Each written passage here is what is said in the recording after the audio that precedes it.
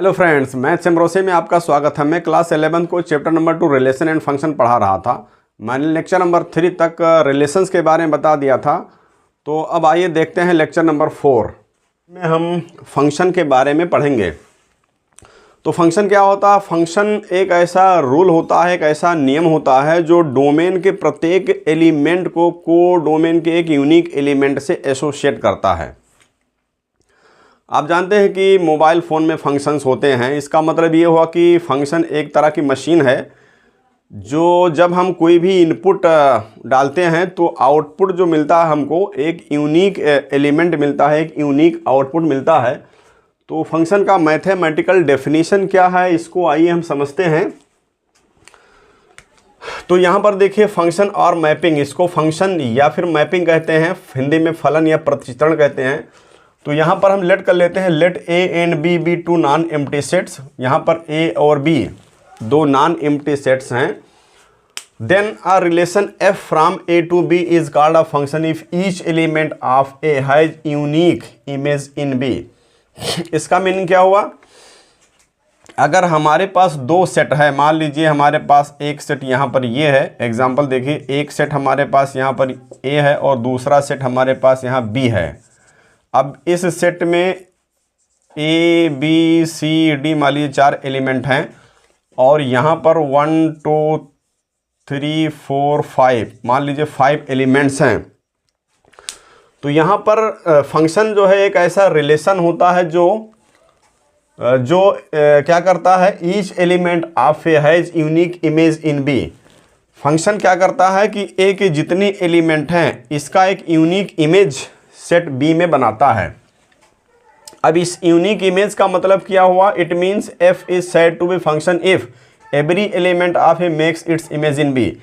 इस set A के जितने एलिमेंट हैं सबका इमेज यहाँ पर बनना चाहिए। मीन्स अगर ए को हम 1 से रिलेट कर दें तो ए का इमेज 1 माना जाएगा, बी को भी अगर हम 1 से रिलेट कर दें तो बी का इमेज 1 माना जाएगा, सी को अगर हम 2 से रिलेट कर दें तो सी का इमेज 2 हो गया, डी को अगर हम 4 से रिलेट कर दें तो डी का इमेज 4 हो गया। तो यहाँ पर यूनिक इमेज का मतलब हुआ 1 एंड ओनली 1 इमेज।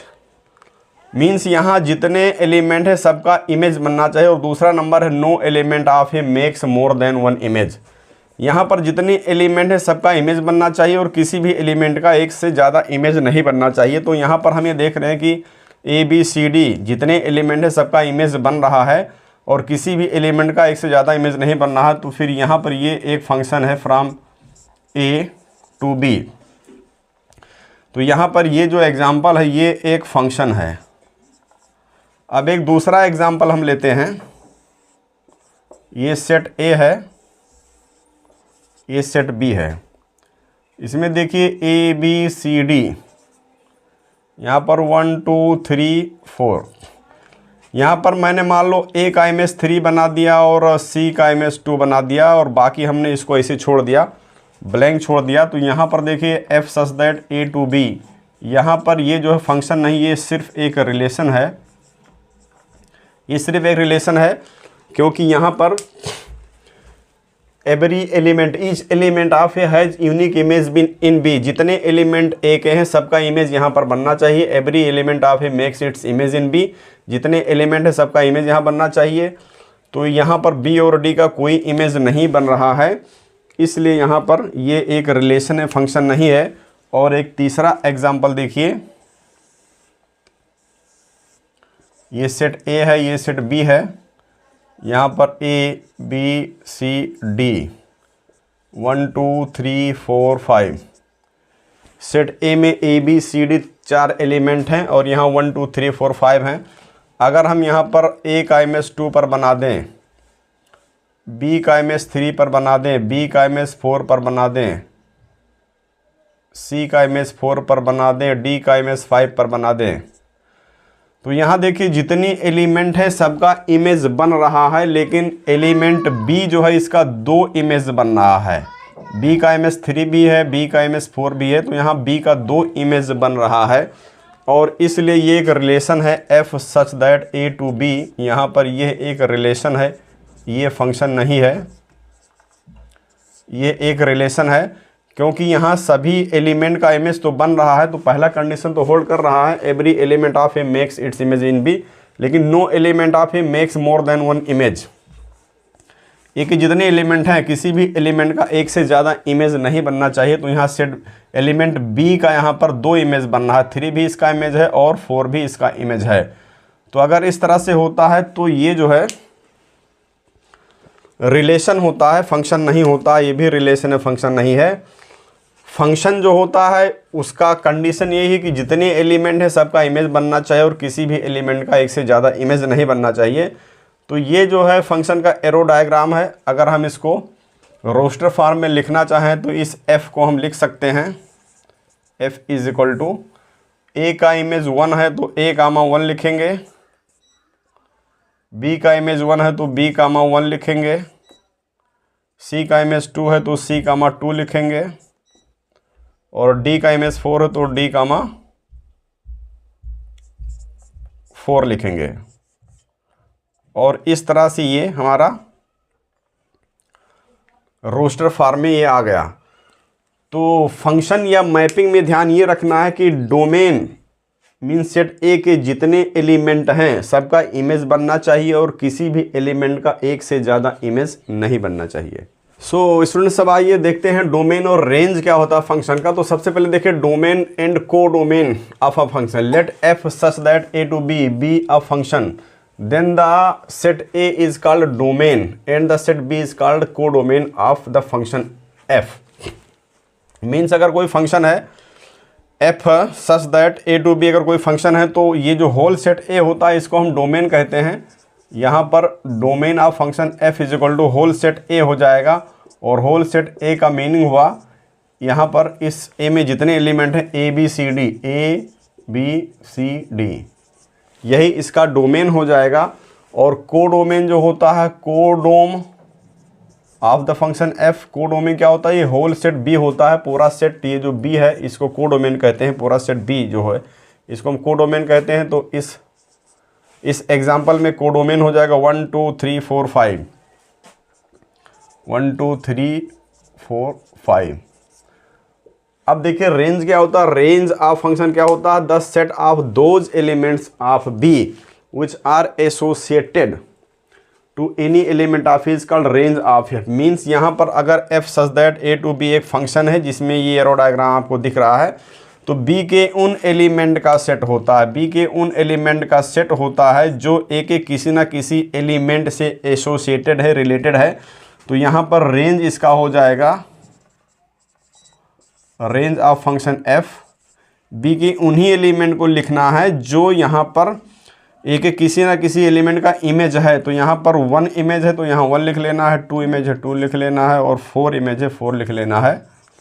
तो ये हमारा आंसर हो जाता है। मीन्स पूरा सेट ए जो होता है डोमेन होता है, पूरा सेट बी जो होता है कोडोमेन होता है, और बी के उन एलिमेंट्स का सेट जो यहाँ ए के किसी ना किसी एलिमेंट का इमेज है उसको हम रेंज कहते हैं। अगर हम फंक्शन का कॉम्पैक्ट डेफिनेशन देखें तो इसको हम इस तरह से डिफाइन कर सकते हैं, a relation f such that from A to B is called a function if for each x belongs to A there exist y belong to B such that y is equal to F x. यहाँ पर इस चीज़ को for each पढ़ते हैं, ये symbol है for each का, इसको फॉर ईच पढ़ा जाता है या फॉर एवरी पढ़ा जाता है, और ये सिंबल है देयर एग्जिस्ट का, इसको देयर एग्जिस्ट्स पढ़ते हैं।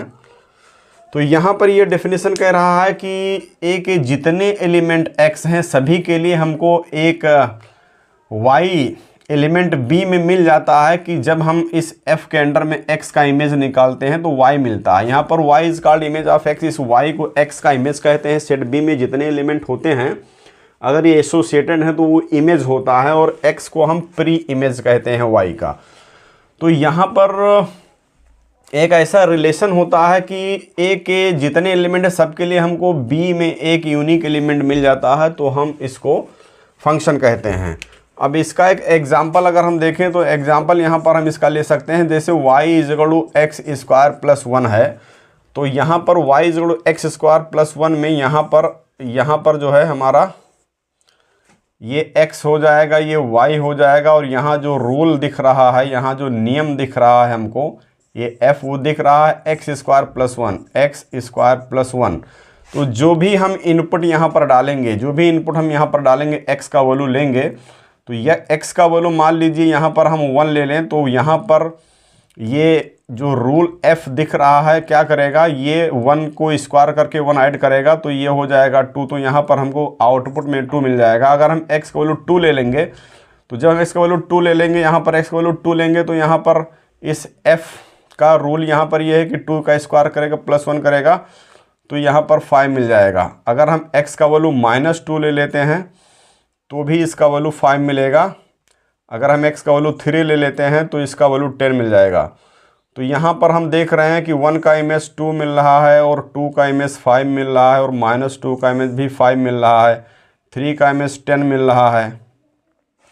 तो यहाँ पर हम ये देख रहे हैं कि जो फंक्शन f होता है एक ऐसा रूल है, एक ऐसा नियम है जो इस जो है x के वैल्यू को y के एक यूनिक वैल्यू से ऐड कर देता है। अब यहाँ पर हम अगर इसको सेट a बोलें, इसको सेट b बोलें, तो ये हमारा डोमेन हो जाता है, ये हमारा कोडोमेन हो जाता है।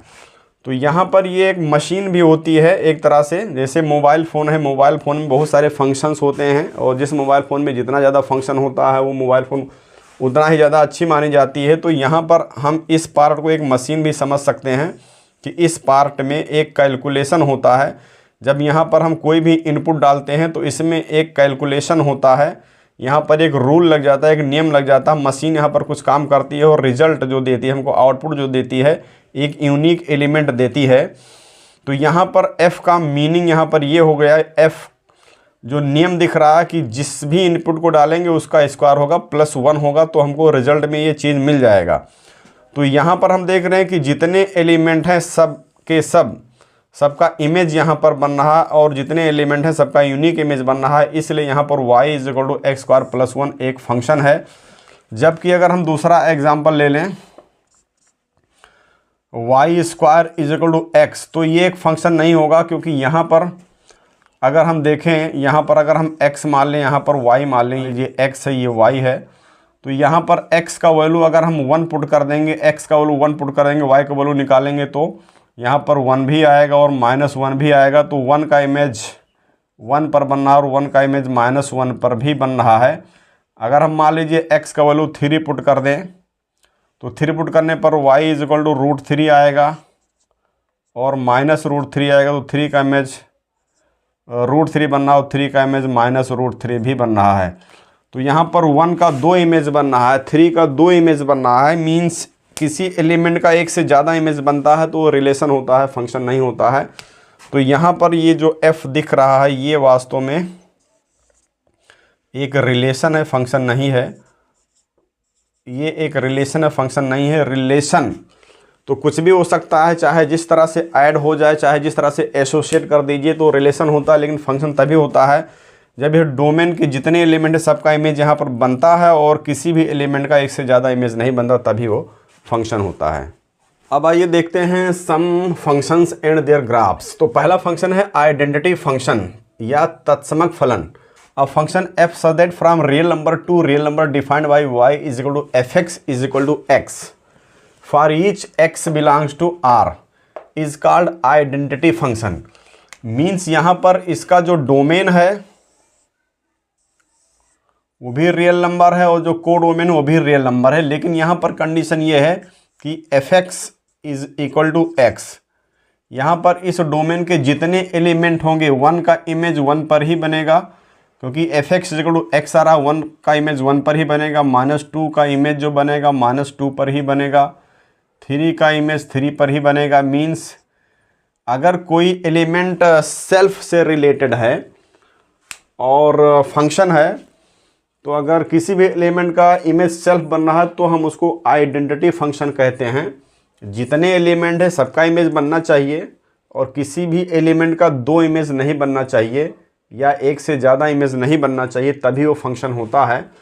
तो यहाँ पर हम इसको आइडेंटिटी फंक्शन कहते हैं। इसका ग्राफ अगर हम ड्रा करना चाहें तो यहाँ x लिखेंगे, यहाँ fx लिखेंगे। अगर x 2 लिखेंगे, अगर x यहाँ 2 लिखेंगे तो यहाँ पर fx 2 आएगा। अगर हम यहाँ x के प्लेस पर 2 लिखेंगे तो f2 का वैल्यू 2 आएगा। अगर x के प्लेस पर 3 लिखेंगे तो f3 का वैल्यू 3 आएगा। तो x के प्लेस पर 2 लिखा है, fx2 मिल गया, x के प्लेस पर 3 लिखा है, fx3 मिल गया। अब 2 पॉइंट मिल गया, 2, 2 एंड 3, 3। अब 2 पॉइंट को यहाँ पर हम रिप्रेजेंट करेंगे। 2, 2 मान लीजिए यहाँ पर है 2, 2 और 3, 3 यहाँ पर हो जाएगा 3, 3। 2 पॉइंट हमको मिल गया, इस पॉइंट को मिला देंगे, ज्वाइन कर देंगे तो ये ओरिजिन से पास होती हुई एक स्ट्रेट लाइन मिल जाएगी। तो जो आइडेंटिटी फंक्शन होता है उसका जो ग्राफ होता है एक स्ट्रेट लाइन होता है। इसका जो डोमेन है यहाँ पर रियल नंबर है और कोडोमेन भी सेट ऑफ रियल नंबर है। दूसरा है कांस्टेंट फंक्शन जिसको हम अचर फलन कहते हैं। अब function f such that R to R defined by y is equal to fx is equal to c for each x belongs to R is called constant function। Means कोई function इस तरह से है fx is equal to c, fx is equal to c जहाँ पर c constant fix है। जैसे means fx is equal to 2 लिखा हुआ या 3 लिखा हुआ तो यहाँ पर किसी भी एलिमेंट का अगर हम इमेज निकालेंगे तो 2 ही आएगा। मीन्स अगर ये सेट ऑफ रियल नंबर है, ये भी सेट ऑफ रियल नंबर है, तो यहाँ पर हम किसी भी एलिमेंट का इमेज निकालें, मान लीजिए यहाँ पर हम 3 का इमेज निकालेंगे तो वो ये भी 2 ही आएगा। 4 का इमेज निकालेंगे तो ये 2 ही आएगा। 5 का इमेज निकालेंगे तो ये 2 ही आएगा। जितने एलिमेंट हैं सबका इमेज 2 ही आएगा, क्योंकि यहाँ पर अगर हम 3 लिख देंगे तो 2 आएगा। 4x के प्लेस पर लिख देंगे 2 आएगा। 5x के प्लेस पर लिख देंगे 2 आएगा। मीन्स कोई भी रियल नंबर x के प्लेस पर रखेंगे तो उसका इमेज निकल कर 2 ही आएगा। तो जितने एलिमेंट है डोमेन के सारा अगर इमेज जो है एक ही एलिमेंट होता है तो हम इसको जो है कांस्टेंट फंक्शन कहते हैं, अचर फलन कहते हैं। यहाँ पर हम देख रहे हैं कि इसका फंक्शन का जो रेंज होता है, ये फंक्शन का जो रेंज होता है रेंज ऑफ f, ये इस कांस्टेंट जो एक सिंगल एलिमेंट है इसी के इक्वल हो जाता है, रेंज ऑफ f। इसका ग्राफ ड्रा करने के लिए हमको मालूम है कि यहाँ पर जो हम इस कांस्टेंट फंक्शन ग्राफ ड्रा करेंगे तो y is equal to F x equal to C constant आ रहा है।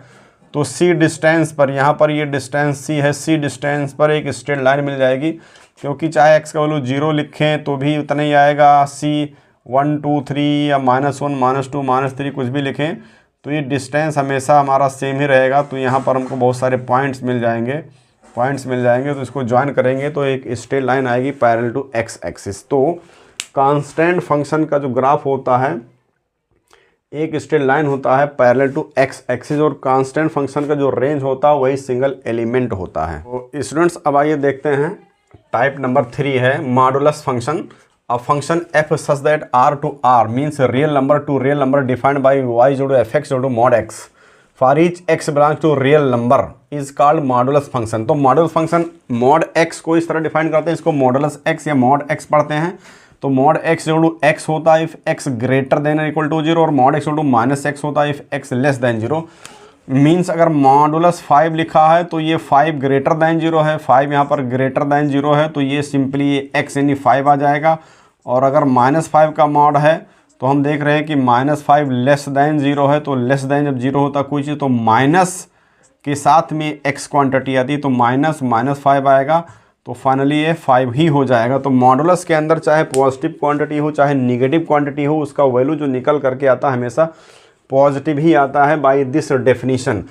तो जब हम इसका ग्राफ ड्रा करते हैं तो यहाँ पर y का वैल्यू एक बार x है तो y equal to x straight line होता है, और y का वैल्यू एक बार -x है तो y का वैल्यू -x ये स्ट्रेट लाइन हो जाएगा। तो इसका ग्राफ जो है v शेप में बनता है, इसका ग्राफ v शेप में बनता है, क्योंकि यहाँ पर इसका स्लोप 1 है तो ये 45 डिग्री होगा और इसका स्लोप -1 है तो ये 135 डिग्री होगा। तो इसके अकॉर्डिंग जो है ये एक्स वाई एक्सिस का बाइसेक्टर है और ये x डैश वाई एक्सिस का बाइसेक्टर है। और चूंकि इसका जो वैल्यू है हमेशा पॉजिटिव लेकर के आता है तो ये वी शेप ऊपर ही जाता है, नीचे इसका कोई भी पार्ट ग्राफ का नहीं रहता है, वी शेप में इसका ऊपर ही ग्राफ जाता है, तो इसको हम मॉडुलस फंक्शन कहते हैं।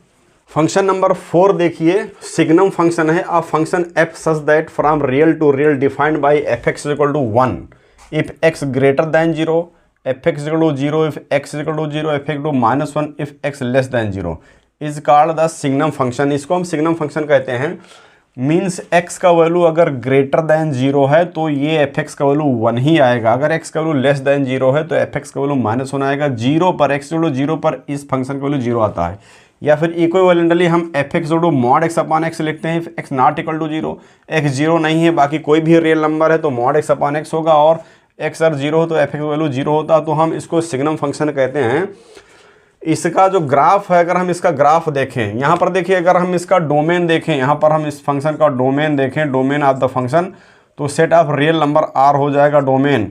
लेकिन अगर हम इसका रेंज देखें तो इसके रेंज ऑफ है, इसमें रेंज में इसके 3 ही एलिमेंट आ रहे हैं। एक जो है -1 आ रहा है, एक 0 आ रहा और एक 1 आ रहा, 3 ही एलिमेंट इसके रेंज में आ रहे हैं। तो डोमेन यहाँ पर R है, को डोमेन R है, लेकिन रेंज इसका 3 ही एलिमेंट है, -1, 0 एंड 1। अब अगर हम इसका ग्राफ देखें तो x का वैल्यू अगर 0 होगा, x का वैल्यू देखिए अगर 0 होगा तो इस fx का वैल्यू 0 आएगा। तो यहाँ मूल बिंदु पर यानी ओरिजिन पर एक पॉइंट हमको मिलता है, ग्राफ का एक पॉइंट हमको यहाँ पर मिल जाता है। और x अगर कोई भी पॉजिटिव नंबर होगा, मीन्स 1 2 3 4 √2 कुछ भी पॉजिटिव नंबर होगा, तो y इज इक्वल टू यहाँ पर 1 आ रहा है, तो एक स्ट्रेट लाइन मिल जाएगी इस तरह से राइट साइड में। और अगर x का वैल्यू निगेटिव में जा रहा है, -1 -2 -3 कुछ भी निगेटिव में जा रहा है, तो y का वैल्यू -1 आ रहा है, तो यहाँ पर हमको लेफ्ट में एक स्ट्रेट लाइन मिल जाएगी पैरेलल टू x एक्सिस। तो इस तरह से एक पॉइंट यहाँ मिल रहा है, एक स्ट्रेट लाइन यहाँ मिल रही, यहाँ मिल रही, ये जो है सिग्नम फंक्शन का ग्राफ होता है। तो बच्चों अब आइए देखते हैं number 5, greatest integer function. A function f such that r to r defined by y is equal to fx is equal to box x, ये स्क्वायर ब्रैकेट x लिखा हुआ है, इसको ग्रेटेस्ट इंटीजर फंक्शन कहते हैं और ये बॉक्स फंक्शन भी कहलाता है। तो ग्रेटेस्ट इंटीजर फंक्शन x का मीनिंग है greatest integer less than equal to x is called greatest integer function. Means यहाँ पर अगर इस बॉक्स के अंदर, इस स्क्वायर ब्रैकेट के अंदर कोई भी क्वांटिटी है तो ये जो है या तो x ही होगा, x तब होगा जब ये इंटीजर हो, या फिर